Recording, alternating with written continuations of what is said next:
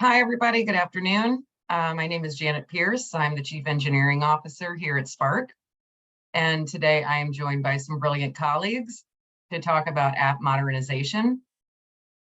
Just a reminder for everybody who's on the webinar, if you have any questions, please just put them in the chat.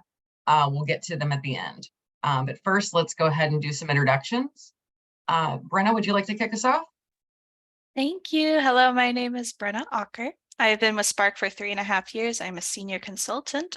I do specifically team and tech lead as well as mentoring. I have worked on Fortune 50 through SaaS products here at Spark. A lot of them have been about bringing new things to the market. So going through the initial investing phase and then actually getting actual customers on the product as well. I've done that a couple times here. And then just making sure that another client was making sure employees were paid on time, even though they lived in areas without Wi-Fi. So that's me. Thank you. I really appreciate it. Thank you, Brenna. Rebecca, would you like to go next? Sure. Yeah, I'm Rebecca DeSherry. I'm a full stack developer in the web practice area here at Spark. I've been with Spark for over 6 years now, so I had a chance to work on a few different client projects with a variety of tech stacks. So some of those were modernization efforts, including like helping one client with a complete overhaul and rebuild of like a really large consumer website.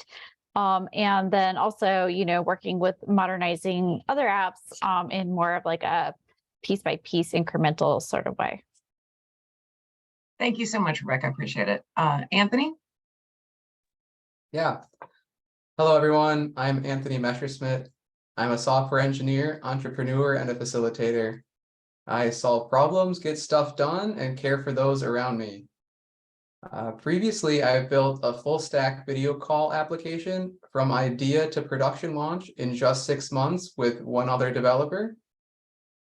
I also built an app to handle thousands of simultaneous users during the COVID pandemic, which provided free video calls with registered nurses so you could get your medical advice questions answered. Most recently, I gave a 15-minute inspirational speech to my team during a difficult and uncertain time. It is very much a privilege to be a part of this webinar. Thank you for having me. Thank you, Anthony. I really appreciate that. And last but not least, JJ. Hey everyone, my name is JJ Brenner. I am a full stack engineer, also working in the web practice. I've been doing software in some way, shape, or form since about 2005. I've been with Spark for a little bit over 2 years. And in the past couple of years, I've actually had the privilege of leading 4 different teams with Spark clients focusing on modernization of different pieces of their software stack, all the way from taking an old legacy system up to more modern patterns, to completely offloading enterprise level APIs from an on-premise solution into cloud-based serverless models. So excited for today, and hope it's very informational. Yeah, so just to reiterate and talk about the topic again. So this is on app modernization. And I think that a lot of companies, most companies will go through something like this, making the decision about whether or not they're ready to do that, why they need to do it, and what that's really going to entail. So today we're going to talk about kind of the motivation behind some of making those decisions, some things that should be considered as part of that activity. And first, I'd like to talk about, improved user experience overall. It's a big area. It's the first, introduction into your products, and some things that should be considered and thought about when looking at app modernization. A big part of what I like is looking at ADA compliance within websites. So 20% of the population has some sort of disability, and we mostly only capture about 80% of the population when it comes to our current UI designs a lot of the time. And so if you make sure you capture the full 100%, then you see your conversion rates go up. Employees feel like they can do their jobs more successfully, and it also prevents you as a company from being sued. In general, becoming ADA compliant is pretty easy. There's different standards. Single A is the bare minimum, which is usually the easiest to achieve just by checking your website to make sure photos have alt tags and that headers are in correct order and that a user can navigate. AA is more if you have mobile users, and that is considered a more acceptable level. AAA is the gold standard that if you want everyone to be able to use your app or your website, that's where you want to hit generally. And And there's other considerations too, right? Like if you're a global company, you may need to adhere to like WCAG standards and things like that, right? Yep. Depending on where you are, if you're just in the US, it's ADA. If you are also in Europe or Asia, there's also different standards, and they tend to be more strict than the US. So general advice has always been to go with the stricter standards because they usually cover everything that the US would already cover in that sense. That makes sense. That makes sense. And it's funny. I think that there are a lot of tools out there too to help evaluate how compliant you are or you aren't, right? Yep. There's a lot, a very simple one that's already built into Chrome, if that's what you expect most of your users to use, is called Lighthouse, and it's easy to run and it's free and open source.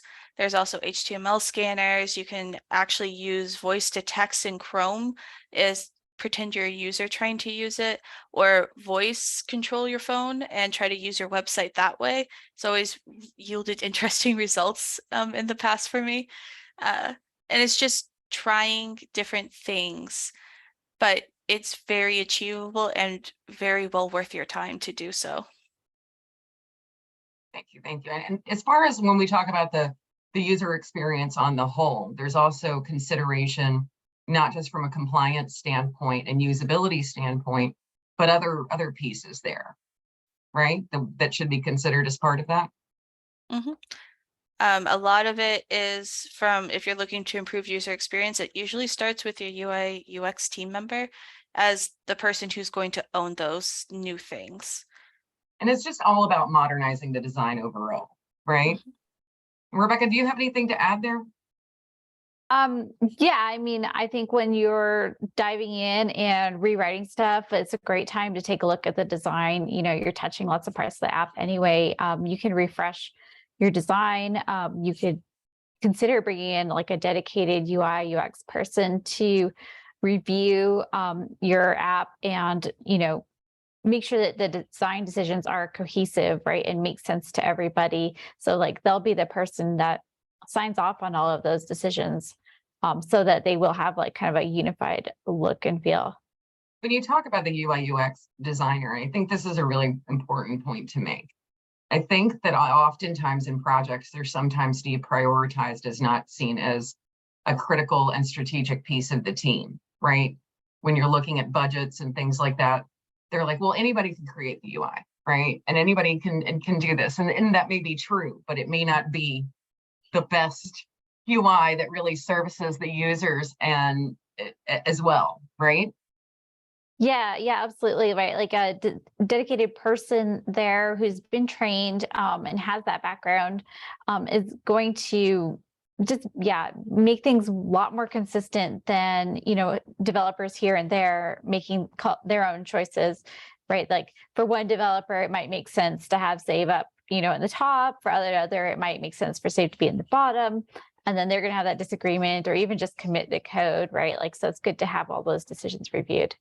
Well, it also gives you an opportunity to really create a library and consistency across all the applications, right? And the front end artifacts that can be utilized. And so developers don't have to be left with decisions to make on it. It's already baked for them, right? Yeah, when you're modernizing, it's a great time to consolidate those libraries.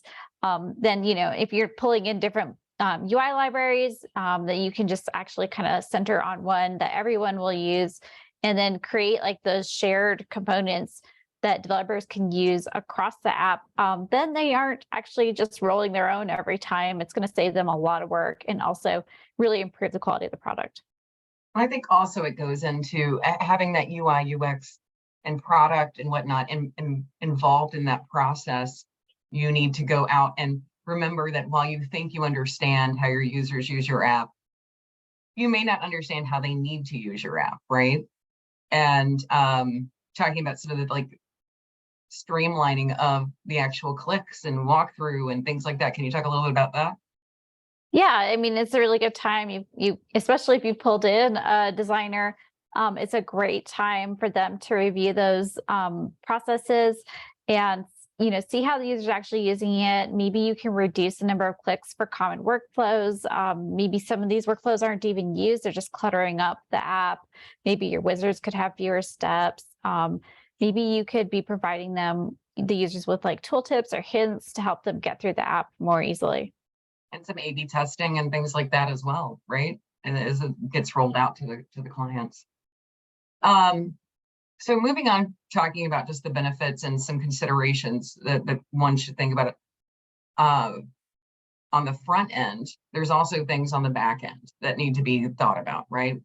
You may be looking at app modernization because of performance. It's not uncommon. Your business has grown, which is great.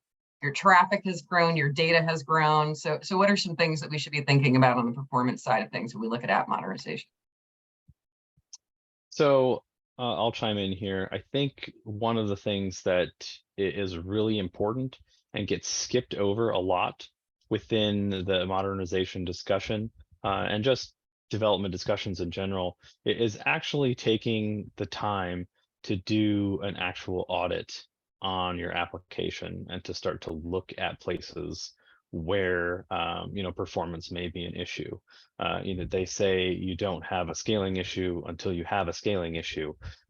So it may not be something that you're even thinking about necessarily when you're initially building out an application or doing version 2 or whatever it may be. So taking that time to do an audit, to actually look at things like server logs and even run simple tools that can test the time it takes things to run. There's a few different areas where apps tend to be the slowest. Obviously, anything going over HTTP because you're dependent on external services, and then taking a look at your database and how much information is in your database, how are you handling it, etc. Having people on board that are experts in those areas can be a really big boon to you, something that can be helpful. And those don't have to be people that are, part of your organization forever either. People can come in, do audits, handle those things, and then be able to pass off that information for your organization to move forward and continue to modernize. I think one of the things that people often forget from a back end perspective is that the front end and its speed matters as well. It doesn't, it's not just how fast does the API respond or how fast can we get that first bit of data back, but how does the page paint? Are we leveraging tools like a server-side rendering sort of option? Especially with modern web applications, built in React or Angular, they can get a lot of performance bonus by rendering those templates and things in a server-side manner. Sometimes it makes sense to do a hybrid model. It all depends, and that's part of where an audit and you actually taking that time to have a look at those things can really bring a lot of value. And I find that, like in my experience in my career, what I have seen is that sometimes companies will be remiss and they will not be proactive in looking at their performance, right? And I think it's something, even if you're not considering, just I think general advice too would be that even if you're not looking at app modernization, you need to be looking at your performance and how it is improving or degrading, or possible areas where the performance is changing over time on a regular basis. This isn't, because what happens with performance issues is they're not an issue and then they're a critical emergency. Exactly. Right? And the impact of ignoring it and not being proactive and looking at that. And definitely if you're going into an app modernization cycle, like you said, JJ, it's almost table stakes. Like you can't get away from not doing it. And if you don't do it, you could be making wrong design decisions even in how you're modernizing and what tools you're using. And it can help really drive those things to the right outcomes, opposed to mistakes later that become critical. Right? Absolutely it can. And another thing that can happen in that is sometimes we'll reach for a solution that is a extreme solution, and maybe it's a great idea for something down the road, but it's not what we need today either. I actually had a client about a year and a half ago where we were struggling with this exact thing. Their app, as it grew, as the amount of data that they were handling had grown, had become impossibly slow to use. And they were talking about completely and totally revamping their database and offloading it into a cloud provider, spending more money on tools that they may or may not need. Now, at the time, my opinion was that, yeah, we probably should look at some of these cloud service tools and, sharding databases and things like that, giving us more ability to have throughput. However, in taking a look at the data and actually looking at what users were experiencing, we were able to give them a considerable performance gain simply by going through and indexing some of the database and creating fine tuning some of the queries and things like that. So an entire database migration to Amazon Aurora or something like that, what was not necessary to get the bonus and the speed that they needed today, it may be something that they move to anyways. But we run the risk of over engineering things a lot, and I think sometimes looking at things and looking for the simplest solution can really help in that regard. I think it's, you were talking about the analysis. It's not just the analysis, it is the prioritization and reading of that. Does that make sense? It's like, what really are the biggest issues? How do we solve that? And it's not necessarily the latest, greatest technology out there to do it. There are things that you can do to buy time to make bigger efforts in app modernization and preparation even for those things, I think. But yeah, for sure. The flavor of the month club is something that we fall prey to a lot. I mean, right now it's a lot of my clients are modernizing their apps by moving to serverless models. They're getting rid of their monolithic applications and moving to a microservice oriented architecture and taking their APIs straight into the cloud with serverless lambdas, things like that. That can have a really great benefit for performance. It can have great benefits for security and other things as well. It certainly, componentizes a lot of pieces, especially on the back end, that can, make scaling a lot easier.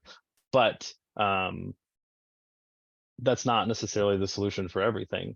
A great thing about tools like that and some of those serverless tools is you can do it in sort of what you were saying as well, a sort of piecemeal and step-by-step approach as well. You don't have to completely axe your API servers to begin to move endpoints into a serverless environment or take advantage of some of the advantages you can get in microservice oriented I think, architectures. yeah, you're right. It is about identifying as part of this, what is the most important thing to attack and why, right? What is the goal and why are you doing this? And again, the whole purpose of that analysis and that discussion, I think, drive it.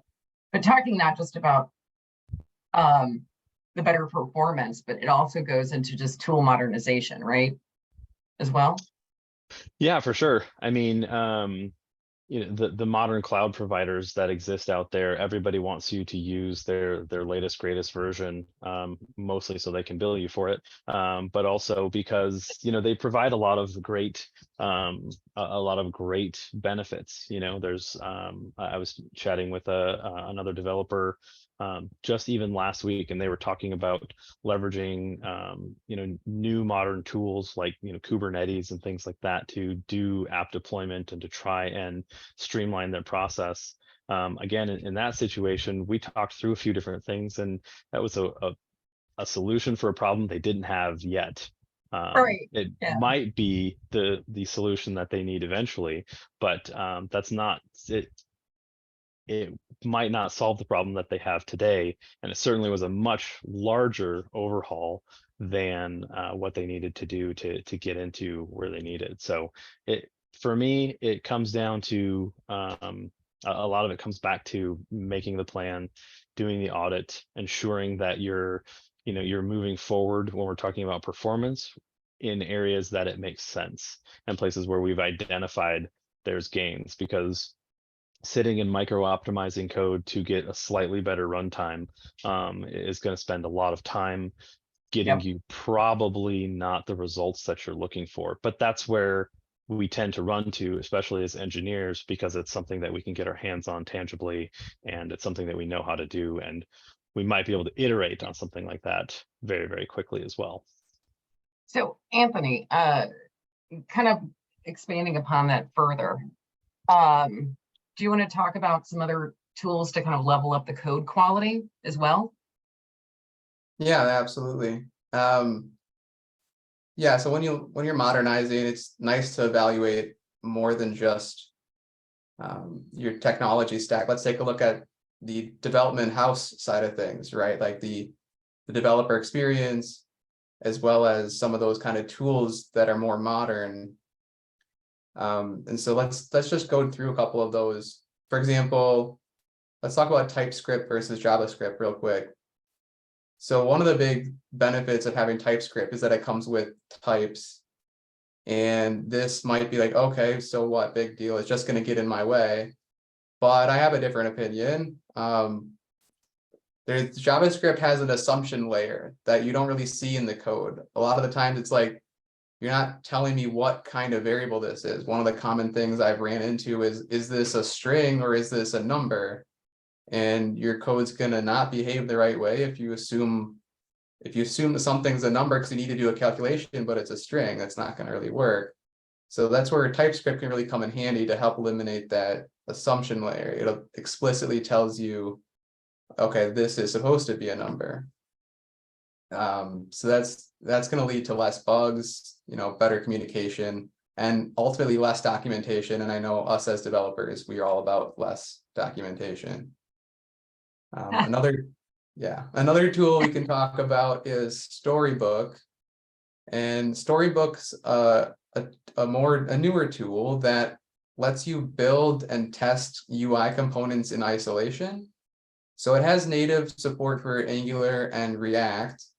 And it's basically like a plugin that you put on top of your application. So instead of like serving up your app, you use the Storybook serve command, and you can serve little chunks of it. So you can build this component in isolation and this component in isolation. And when you serve it, you can actually see a web page that's rendering it without having to have your whole application rendered, and you have to log in as a user, and you have to have all your APIs set up.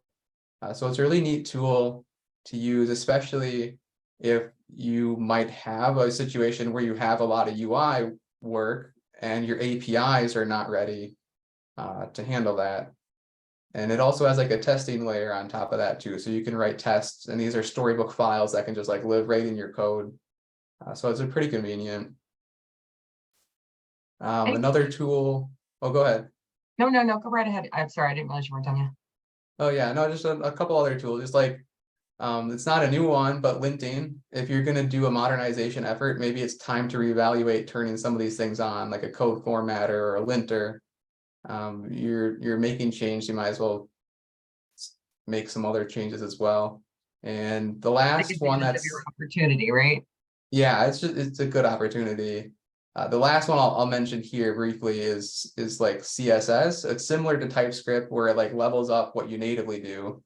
So SAS or SCSS is like a scripting language that sits on top of CSS, and it enables you to do a bunch more powerful and reusability across your app. So something to look at. Also, if kind of jumping into the discussion around reliability, we kind of talked about performance briefly, but reliability too. And JJ started to talk about this, but Anthony, I thought you and JJ both have thoughts maybe on this, which is, considerations to address for just reliability. I mean, performance is one thing, reliability is a different topic, right? So what are some of your thoughts there, Anthony and JJ? Yeah, so for reliability, that could be another reason why you want to be modernizing. And that goes back to some of the cloud technologies that could enable you to do this. So for example, like when I think of reliability, you're trying to go after, we might not be going after the 5 nines of like uptime, but if you are, then you're going to want to use some cloud technologies that'll help you enable this, such as like auto scaling. So if your server has heavy load times and not heavy load times, you want to, in the past, you have to plan for your server to be always in heavy loads. You have a bunch of extra resources that you're not using all day. So that's going to cost you a lot more, but you can take advantage of these cloud technologies to spin up and spin down your compute power as needed. The other thing to look at, regions comes into play here, and that failover. So that 5 nines again, if your system, well, if Ohio goes down and your data servers are in Ohio, well, then now your whole system's down. But the cloud technologies really enable you to have seamless integration between multiple regions where it'll just automatically fail over, which is going to definitely increase those that reliability number. I mean, not So- only the 5 nines thing for some companies, but also the stability with deployments and updates, right? In general. So going to a blue green or something like that, which are these things are required, you know, in a lot of BCP plan, like as part of business continuity plans, in order to be, you know, adherent there, and also to do business if you're looking to do business with bigger corporations, right? If you're looking out for larger banks, things like that, these types of BCPs are required, and you have to have this functionality to support, right? Yeah, that's absolutely right. You mentioned the blue-green deployment. And so the cloud technologies, again, makes it really easy to do a blue-green deployment. Like, it's a simple concept, right? Like, I turn new things on and then shut things off and the traffic translates. But imagine if you had to like build that without a cloud, without basically a document that says, here's how you do that. That's kind of really hard. So cloud technologies are going to be really make it easy for you to do that spin up and turn down. So you like release your new version and you deploy your infrastructure as code as one thing at the same time as your old thing's running. And then you just switch over the traffic. And then once the traffic's migrated, you can just turn off your old version, and then there's like no downtime. So yeah, so I want to bring it back to like the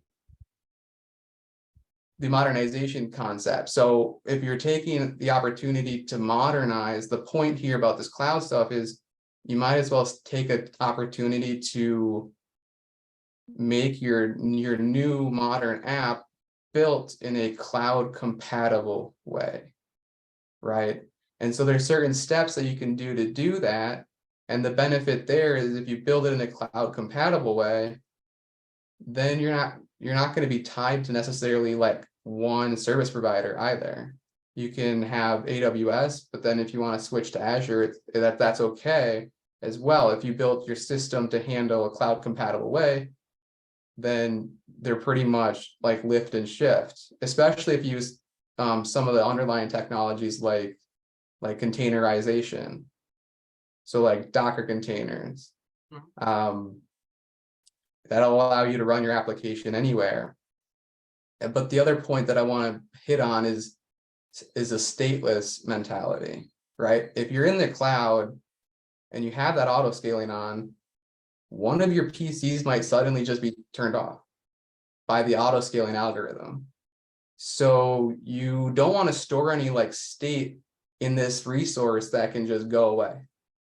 So if you build your application with that in mind, then you're ahead of the game. So if you're going to modernize and switch from a monolithic on-premises application, just keep that in consideration. You know, maybe evaluate a different system instead of having a user token stored in a session that's running on your Java server. Maybe take a look at that and evaluate how you can switch to a more stateless approach.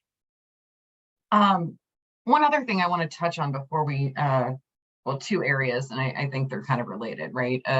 One is security, and then also testing in general. I mean, security kind of falls into that same group in some way, but it's something, again, that I think that we are not always as proactive, or companies are not as always proactive as they need to be.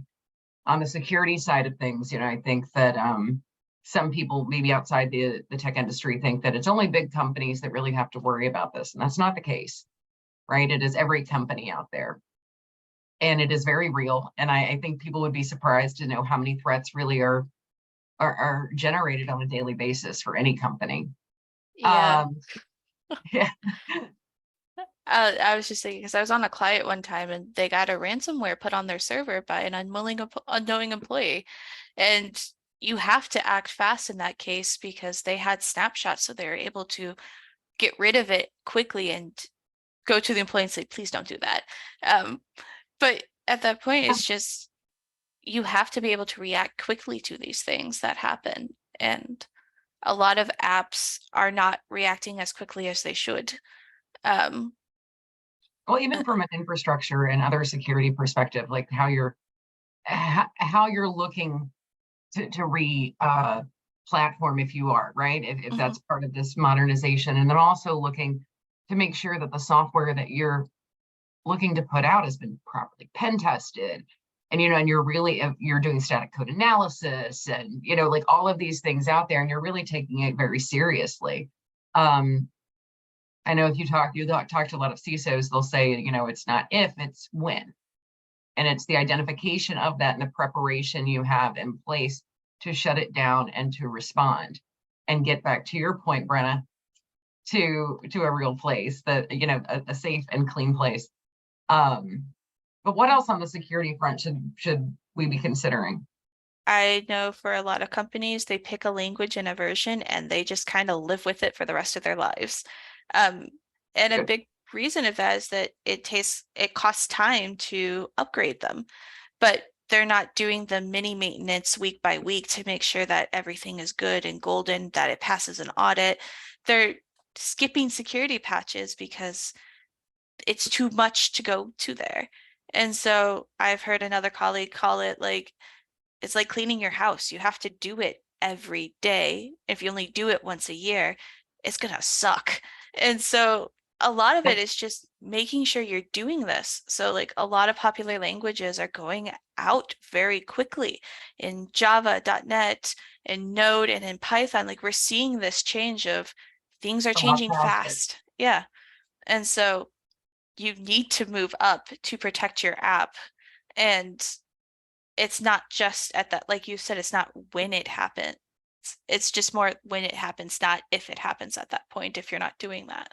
Yeah, and I think too, having the foresight, right, to say during planning, right, to even say like, we will be doing an upgrade this year at this time, and understanding what the cost of that is from a budgetary standpoint.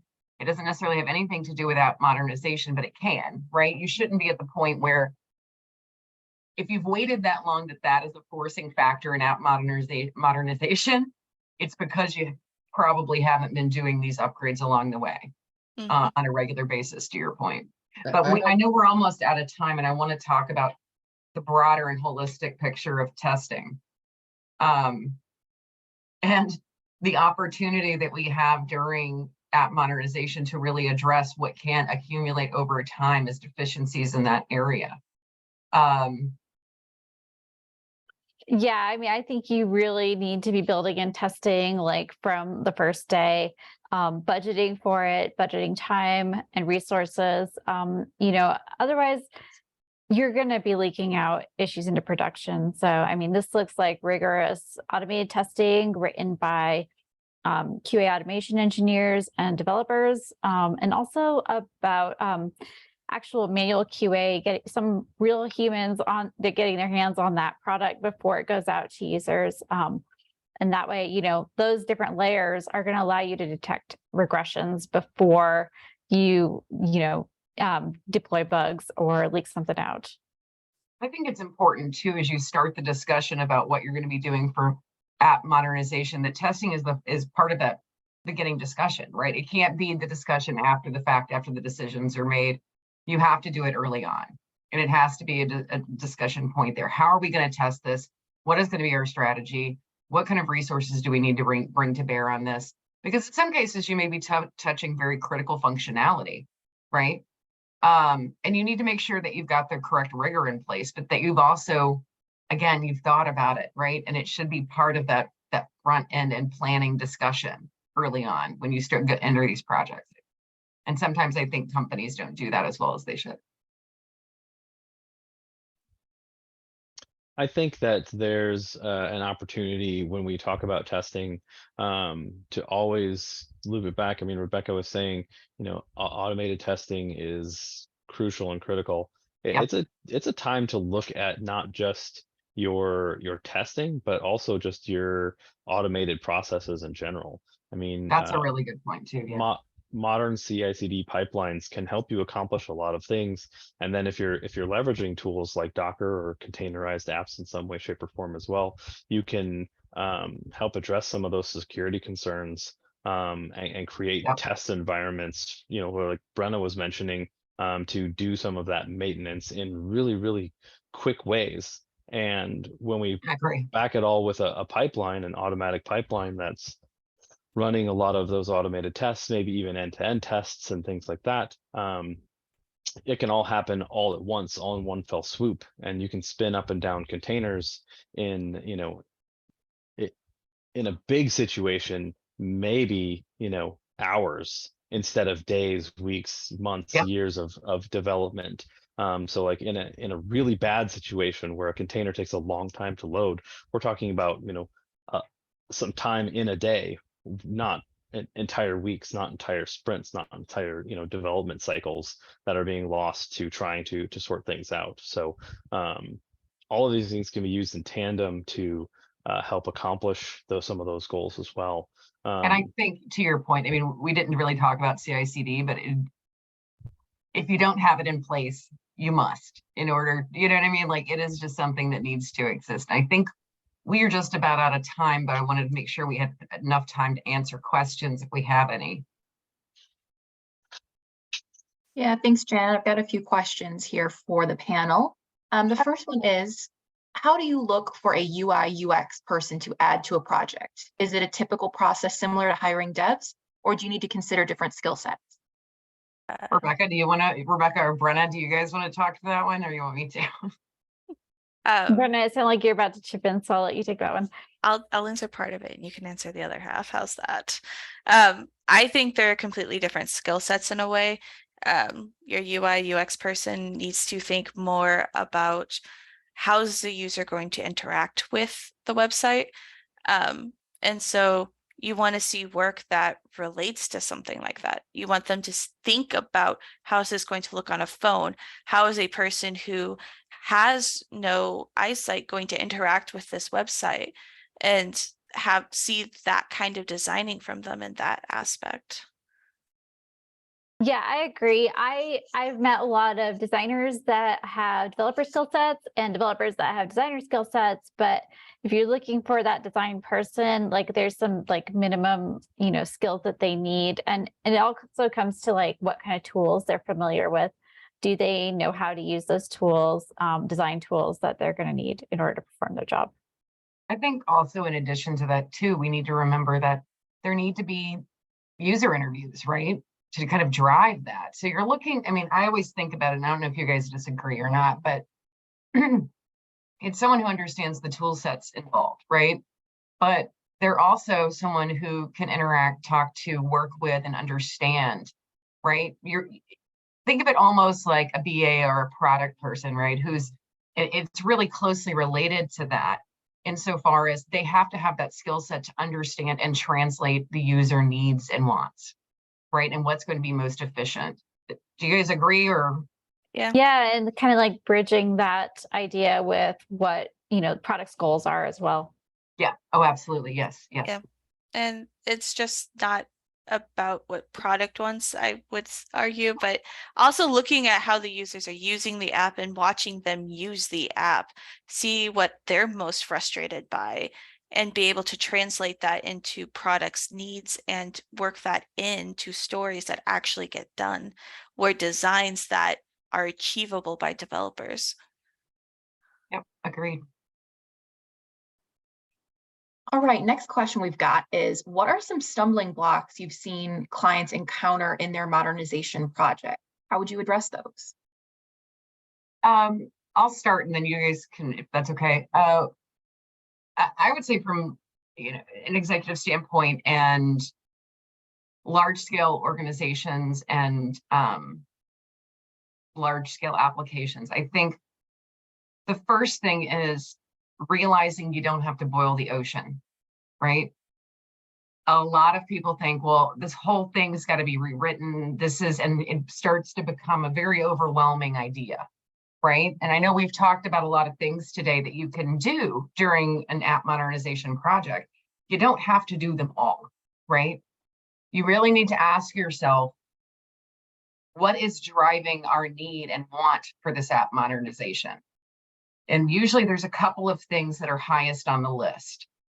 And if you go in and you really dig into those areas in particular, that is probably where you should try to start. And you need to spend the time up front to understand how you're going to roll this out iteratively, right? Because the reality is, and we all know this, app modernization very infrequently, is there an option to rewrite the entire application while doing feature sets. It's like changing the wheels on the bus while it's driving, right? In a lot of cases.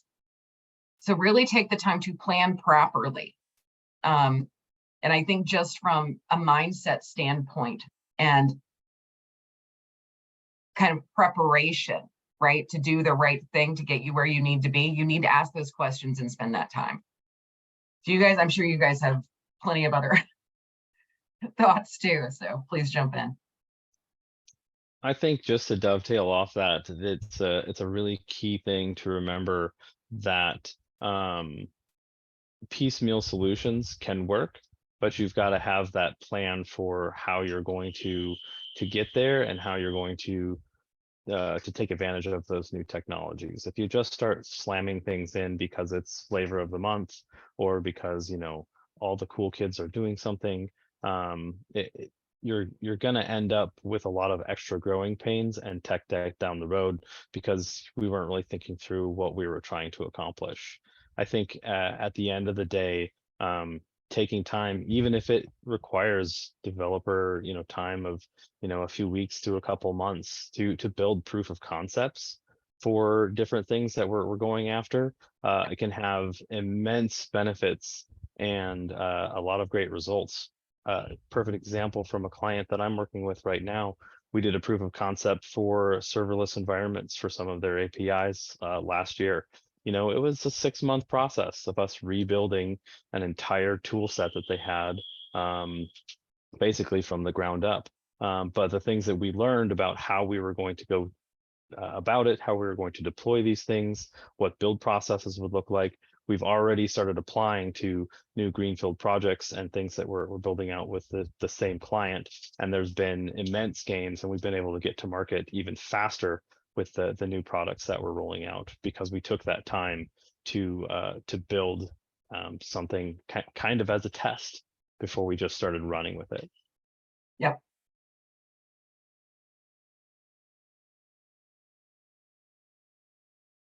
All right, I think we're almost at time here, but maybe we can have a quick answer to this last question here, which is, when deciding on technologies to use in updating a legacy project, how would you select technologies for continued longevity of the result of the modernization effort, as well as maintainability? So here are my thoughts, and I think everybody on this call has things, but I'll try to be succinct, which is, don't choose technology for technology's sake, choose technology for the problem you're trying to solve.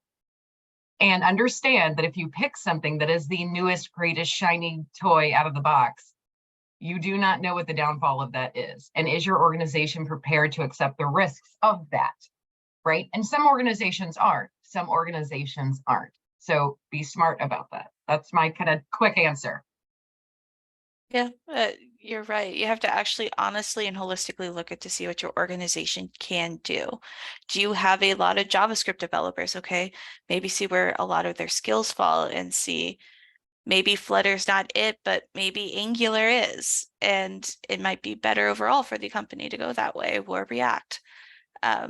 Do you have a lot of Python people? Okay, so maybe we need to think about and see what's out there for Python if maintaining your current employees is the goal.